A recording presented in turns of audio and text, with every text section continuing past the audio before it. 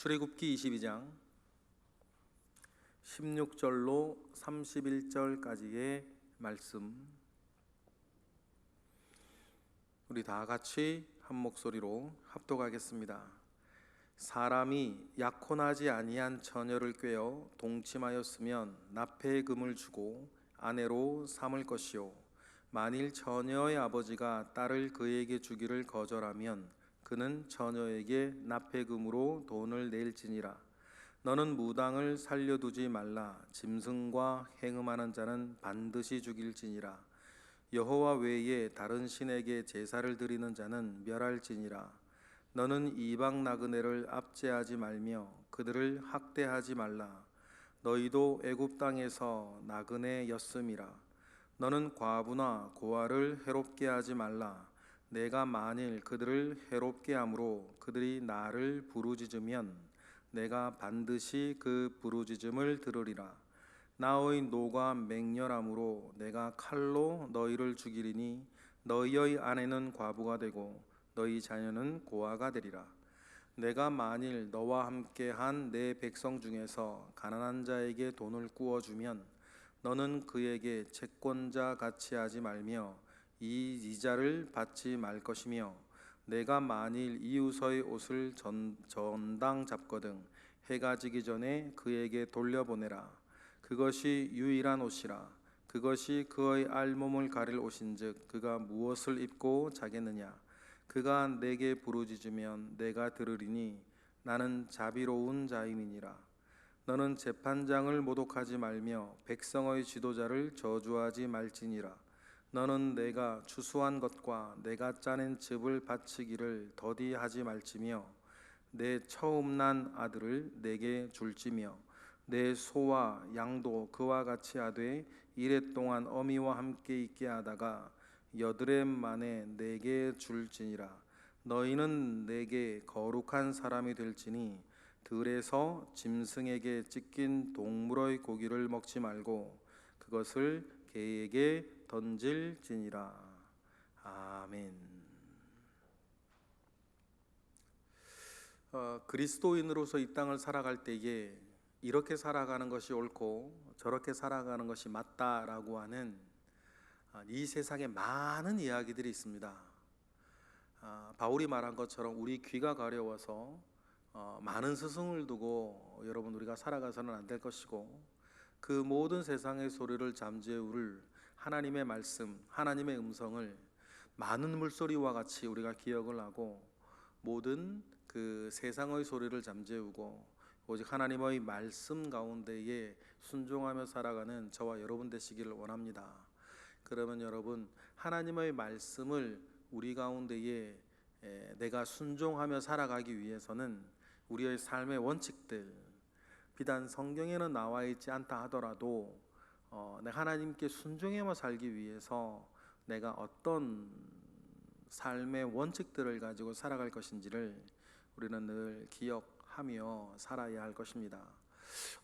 그래서 우리가 오늘 말씀을 읽을 때에도 이런저런 이럴 때는 저렇게 하라라고 하는 율법들이 우리 가운데 많이 있는데, 이러한 다양한 경우의 율법들을 우리가 읽으면서 여러 가지가 섞여 있다고 해서 이것이 하찮은 것으로 치부해서는 안 되고, 하나를 통해서 우리가 배워야 할 하나님의 성품을 나의 것으로 이렇게 채워 나아가고자 하는 그 일들이 꼭 있어야겠습니다.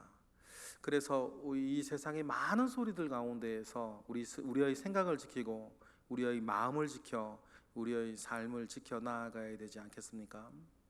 오늘 전체적인 말씀 가운데에서 우리가 기억할 것은, 거룩한 백성으로 살아가고자 할 때에 하나님은 언제나 약한 자들 가운데에 늘 눈을 두시고 그들을 긍휼히 대하며 살아갈 것에 대해서 하나님은 우리에게 말씀하시고, 이 하나님의 성품을 우리의 삶 가운데에 나는 어떻게 지켜나갈 것인가, 닮아 나갈 것인가를 늘 고민하며 살아야겠습니다. 여러분, 제가 가끔 말씀을 드립니다. 우리 교회, 우리 거룩한 시성동 교회가 하나님 아버지 앞에서 얼마나 공의로운 교회인가를 체크할 수 있는 가장 확실하고 가장 빠른 길은 우리 교회 가운데 가장 연약한 자가 우리 교회에서 어떤 대접을 받고 있는가를 보시면 됩니다. 여러분, 눈에 띄는 사람, 눈에 보이는 사람, 힘 있는 사람은 어디나 가도 대접받습니다. 세상에서도 대접받고 그 사람들은 어디나 대접받아요. 그러나 우리 교회가 하나님 아버지 앞에 정말 공의로운 교회가 되려면 하나님의 공의를 따라 우리 가운데의 가장 약한 자가 우리 가운데에서 어떤 대접을 받고 있는가를 보시면 되는 겁니다. 여러분의 가정이 하나님 아버지 앞에서 얼마나 공의로운 곳인가를 알 수 있는 가장 확실하고 가장 빠른 방법은 여러분 가족들 가운데에 가장 연약한 자가 우리 가족들로부터 어떤 대접을 받고 있는가를 보시면 돼요. 우리나라 대한민국이 하나님 아버지 앞에서 얼마나 공의로운 나라인가를 보시려면 우리나라에서 제일 연약한 자들이 우리나라에서 어떤 대접을 받고 있는가를 보시면 되는 것입니다. 또 개인적으로도 마찬가지겠죠. 내가 하나님 아버지 앞에서 얼마나 공의로운 사람인가를 열어보시려면 나에게 득이 되고 나와 친하고 나에게 좋은 사람이 나에게 어떤 은혜를 받고 어떻게 지내고 있는가를 보시는 것은 전혀 중요하지 않아요. 누구나 합니다. 주님 말씀하신 것처럼 이방인도 그렇게 하지 않냐. 중요한 것은 뭡니까? 나에게 가장 작은 자들, 불필요한 자들, 나에게 도움이 안 되는 사람들, 심지어는 내가 좀 부담스러운 사람들이 나에게 지금 어떤 대접을 받고 있나, 말로나 마음으로나, 그것을 체크하시면 됩니다. 오늘 본문의 중반 이후의 말씀들을 보시면서 하나님의 사랑과 하나님의 공의는 그래서 만나는 거예요. 예를 들어서 제가 어제 이제 새벽기도 말씀 가운데 제가 운전을 하면서 절대로 사람에게 크랙션 올리지 않는다라고 하는 말씀을 드렸는데 이유는 간단해요. 길에서 차와 사람이 만나면 차가 피해야지 사람이 피해서야 되겠습니까? 왜냐하면 차의 길에서는 사람이 약자니까. 그것은 뭐 착한 것도 아니고 뭐 다른 것도 아니에요. 그냥 하나님의 공인 거예요. 그러면 하나님의 공의를 내 삶 가운데 지켜나갈 때 그렇게 하는 것입니다. 길에서 차와 사람이 만나면 차가 피해야지 사람이 피해서면 되겠어요, 여러분? 그것은 단순한 하나님의 공의를 내 어느 삶 가운데 내가 적용하는 거죠. 오늘 본문도 마찬가지예요. 오늘 본문에서는 크게 이제 공의의 문제를 21절부터는 다스리고 16절, 17절과 18절에서 20절은 또 다른 상황을 좀 다루고 있죠. 먼저 이제 16절, 17절 같은 경우는 우리의 삶의 원칙 가운데에서 혼전 관계들이 있을 때는 어떻게 하는 것인가에 대한 이야기를 하나님 먼저 주세요. 여기서 말씀드리는 이 16절, 17절의 상관은 어떤 약혼자가 있거나 결혼한 사람이 아니에요. 그저 순수한 총각과 처녀들의 이야기죠. 총각과 처녀가 혼전관계에 맺었을 때 어떻게 하는 것이냐. 우리가 16절, 17절에서 볼 수 있는 두 가지 키워드가 있어요. 첫 번째는 먼저는 결혼시켜라. 납폐금을 받고 결혼을 시켜라. 그런데 두 번째 키워드는 뭐냐면 여자의 아버지예요. 그 처녀의 아버지가 우리가 모든 사람이 다 이렇게 마음에 들진 않죠. 그런 일이 있었다 하더라도 저 사람은 도무지 아닌 것 같아요. 그러면 그 결혼시키고 안 시키고의 권을 하나님은 누구에게 주셨냐면 여자의 아버지에게 주셨어요. 그래서 우리 17절을 먼저 읽어볼까요? 다 같이 시작. 만일 처녀의 아버지가 딸을 그에게 주기를 거절하면 그는 처녀에게 납폐금으로 돈을 내어라 라고 했죠. 여러분, 여기서의 납폐금이 얼마 정도 될 것이냐를 우리가 잘 알 수 없는데 신명기 22장 정도를 보면 50세겔 정도 된다고 추측할 수가 있어요. 여러분, 50세겔이면 한 사람의 5년치 연봉이에요. 그러면 한 사람의 5년치 연봉을 그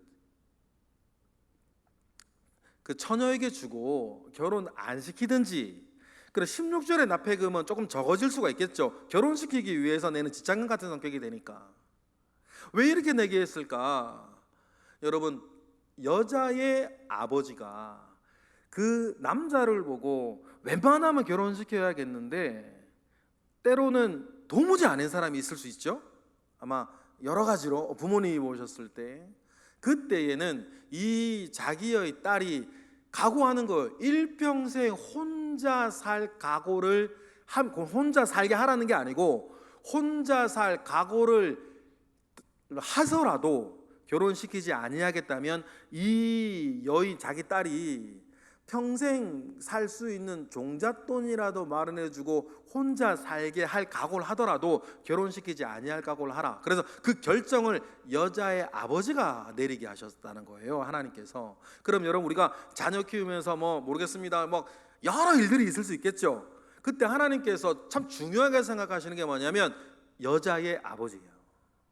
여자의 아버지의 결정들을 하나님은 비단 혼전관계뿐만 아니라 여러 부분들에 대해서 하나님은 여자의 아버지, 여성의 아버지에 대해서 많은 권을 주고 계신다라고 하는 것들을 여러분 기억을 하시고, 우리의 일상생활 가운데에서도 이런 어떤 일들이 있으면 가장 옳은 이야기는 무엇이고 하나님의 말씀 뭐라고 이야기하시냐를 우리가 생각하신 다음, 하나님께서는 이 결정에 대해서 가장 큰 권을 준 사람이 누구냐를 보시는 게 되게 중요해요.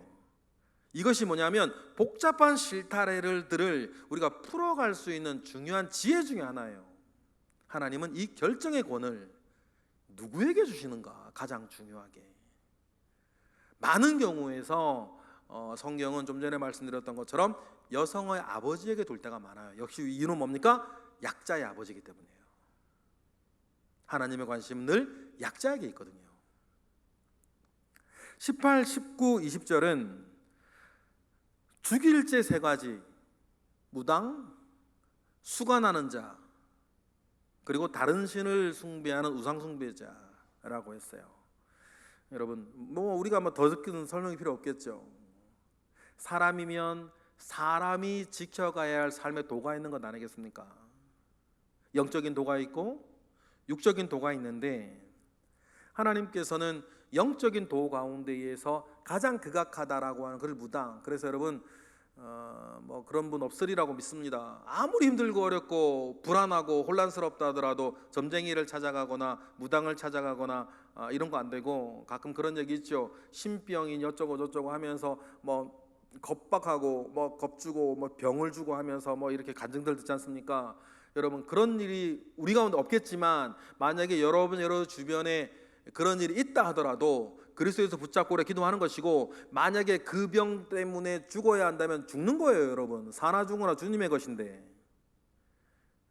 그런 믿음과 가오 가운데 우리가 하나님 앞에 서 있으면 하나님께 책임 안 지시겠습니까? 하나님께서 분명히 무당은 살려두지 말라 그랬는데, 여러분, 그 무당이 되어지는 어떤 과정 가운데에서 고통이 있고 찾아오고 한다고 해서 겁낼 필요는 없겠죠. 역시 우상숭배자도 마찬가지겠고, 짐승과 행음하는 자, 수관하는 자 같은 경우도 사람이 이 땅 가운데에서 성적인 어떤 타락을 이야기할 때에 가장 끝에 있는 거, 여러분, 이건 동성애와 관련된 여러 가지 얘기들이 이 사회에 많은데, 그 동성애를 차별하지 말고 인정하라는 이야기에서 말입니다, 동성애 빼고 거기에 짐승을 집어넣으면 똑같은 논리가 돼요. 그러면 여러분, 동성애 통과되면 수관 통과하실 거예요? 똑같은 논리인데. 언제나 세상과 죄악은 우리에게 먼 데부터 전선을 허물어뜨리기 시작하죠. 먼 데부터 허물어뜨렸어요. 그러면 여러분, 성적인 부분들에 대해서도 전선이 저 멀리 있다가 점점 우리의 개인사 가운데에서도 지난 30년만 놓고 보십시오. 남자 여자가 결혼할 때 지켜야 할 윤리적 기준들이, 우리의 싸울 전선들이 얼마나 많이 허물어져 들어왔는지. 그리고 지금 동성애를 얘기하고 동성 결혼을 얘기하고, 그러면서 가정의 파괴가 일어나고, 그러면서 여러분, 딱 맞아요. 좀 전에 말씀드렸던 것처럼 동성애를 합법화하고 차별시키지 말아야 된다라고 하는 성적 취향에 대한 이야기를 할 때 동성애 딱 빼고 거기에 짐승을 집어넣고 개를 집어넣고 소를 집어넣고 당나귀를 집어넣으면 똑같은 논리가 돼요.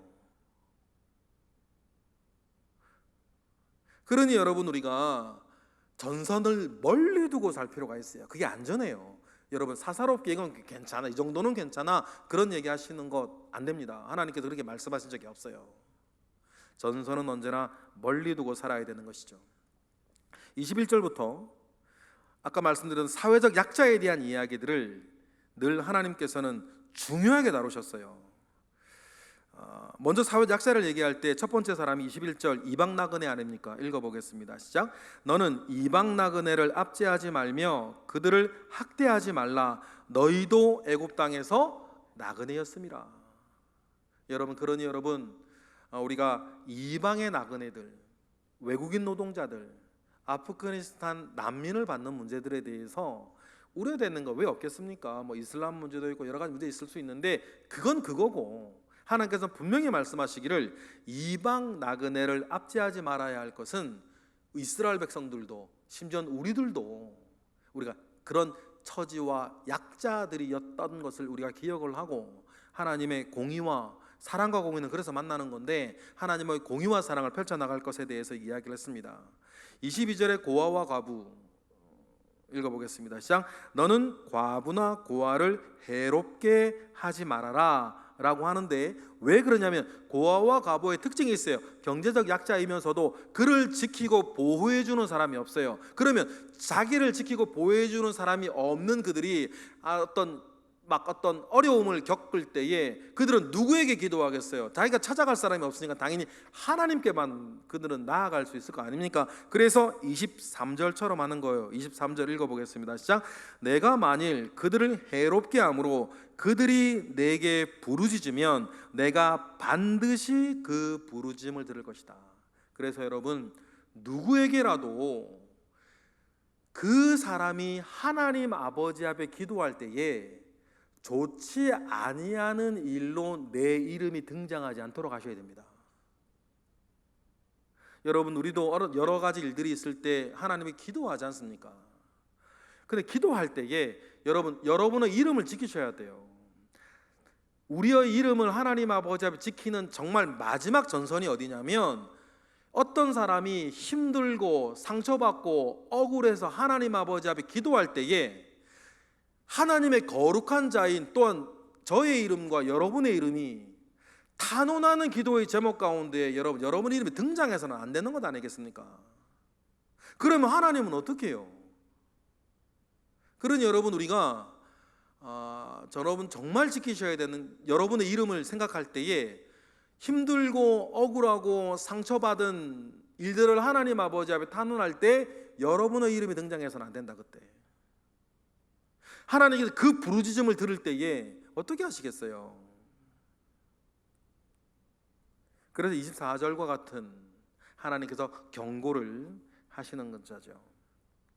그리고 25절에 가난한 자에게 돈을 이제 빌려 주었을 때엔 어떻게 하라라고 이야기를 하면서 하나님께서 겉옷 이야기를 하세요.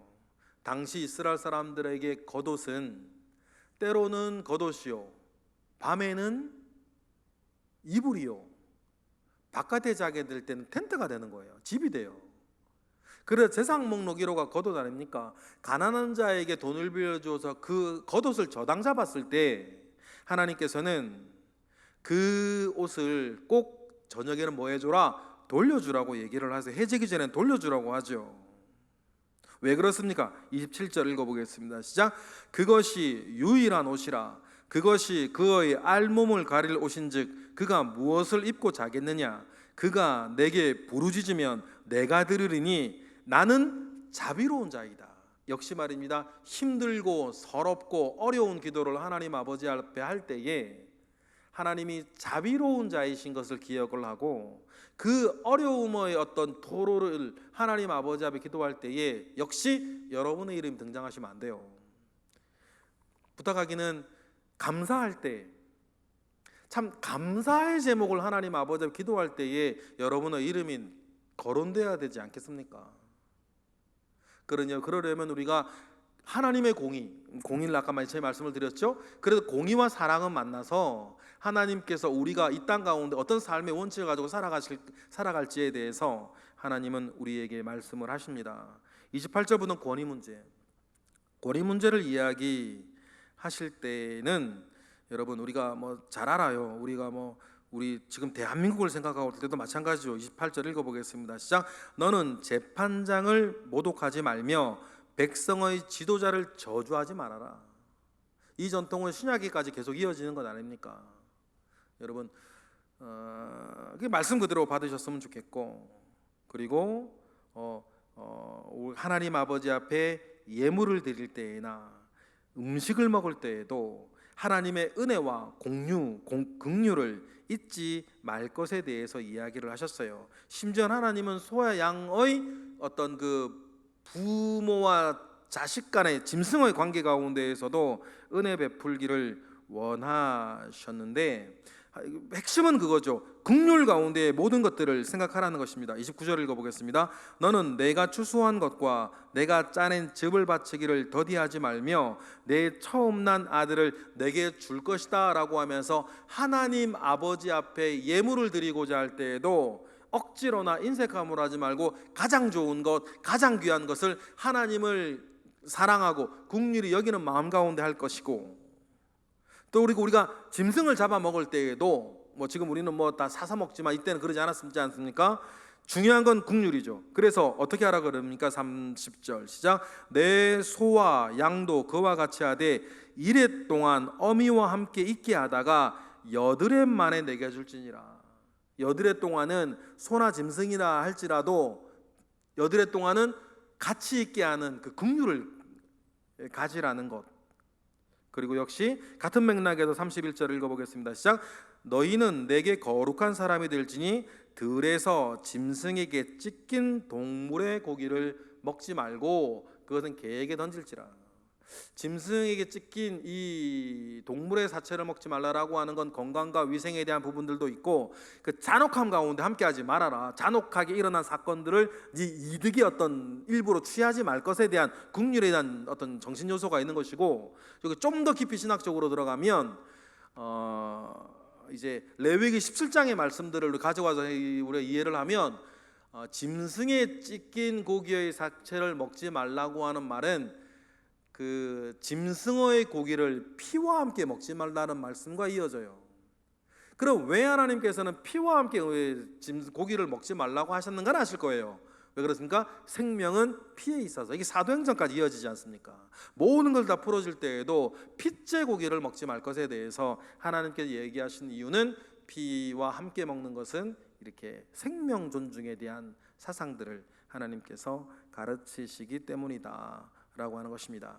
여러분, 이런 문제들을 보면서 권위의 문제, 질서의 문제, 긍휼의 문제, 심지어는 죽일 죄들과 처녀 총각의 혼전 문제에 이르기까지 하는 다양한 문제들에 대해서 우리의 삶에 지침을 주십니다. 이것을 가지고 우리가 어떻게 나는 살아야 될 것인가에 대한 삶의 원칙들을 잘 가지고 계시는 것이 굉장히 중요해요. 그래서 우리가 어떤 면에서든지 하나님 아버지 앞에 온전함을 가지고 살아가는 사람으로 힘쓰시고 애쓰셔서 우리가 이 사회 가운데에서도 우리가 거룩함의 본이 되어지시는 저와 여러분 되시기를 주님의 이름으로 축복합니다. 기도하겠습니다. 할렐루야. 하나님 감사와 영광 올려드립니다. 주님으로부터 말미암아 오는 선한 일들이 우리 가운데 있습니다. 그 선한 일들을 우리가 삶의 분명한 공의의 원칙, 삶의 분명한 긍휼의 원칙을 가지고 잘 드러내며 살게 하시고, 그것이 모든 이들을 행복하게 할 뿐만 아니라 우리에게, 나 자신에게도 참 좋은 일이 될 것을 우리 몸이 경험하게 하옵소서. 하나님께서 우리 가운데에 큰 은혜로 채우실 것을 믿고 우리 1000번째 예물 가운데에 주님 함께 하시옵소서. 이 시간 드리는 모든 기도마다 주님 함께 하옵소서. 예수 그리스도의 이름으로 기도드렸나이다. 아멘.